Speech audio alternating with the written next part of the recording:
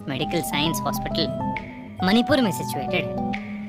बहुत सालों से यह hospital essential medical services public को प्रोवाइड करता आया है।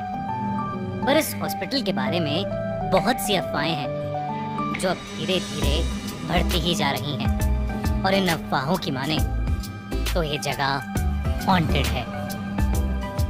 कहा जाता है कि यहाँ गायनाकोलॉजी डिपार्टमेंट और उसके पास वाले वॉशरूम्स और कॉरिडोर रात के समय में सेफ नहीं है। ऐसी ही एक रात को नर्स अनंता, जिसने JNIMS हॉस्पिटल हाल ही में ज्वाइन करा था, रात को गायनाकोलॉजी डिपार्टमेंट में एक पेशेंट को अटेंड कर रही थी कि तभी अचानक से उसे कॉरिडोर में किसी के रोने की आवाज आई। उसने सोचा कि इतनी रात को कौन रो रहा है, तो वो कॉरिडोर में जाकर चेक करने लगी। उसे कॉरिडोर में भी रोने की आवाज तो आ रही थी, लेकिन उसे कोई दिख नहीं रहा था। उसे ये सब बहुत अजीब लगा, तो वो कॉरिडोर में इस आवाज की ओर बढ़ने लगी।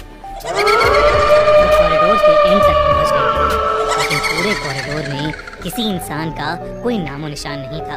अनंता घबराने लगी थी क्योंकि आवाज और तेज होने जा रही थी, और वहाँ कोई भी नहीं था।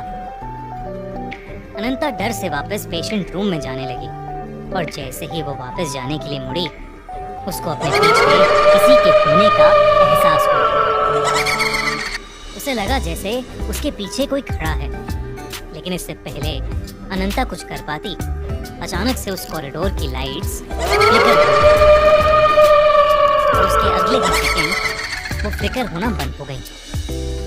अनंता को एहसास होने लगा कुछ तो जरूर कुछ अननेचुरल हो रहा है।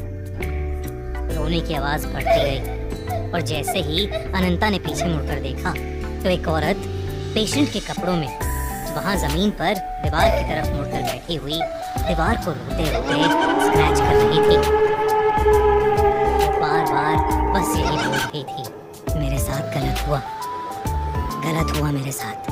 ये देखकर अनंता एकदम सुन्न पड़ गई थी, जैसे अनंता की बॉडी ही फ्रीज हो गई हो। अनंता को समझ नहीं आ रहा था कि अचानक से उसके साथ ऐसा क्या हो रहा है, और उसके सामने वो लेडी पेशेंट कौन है और ऐसे क्यों बिहेव कर रही है।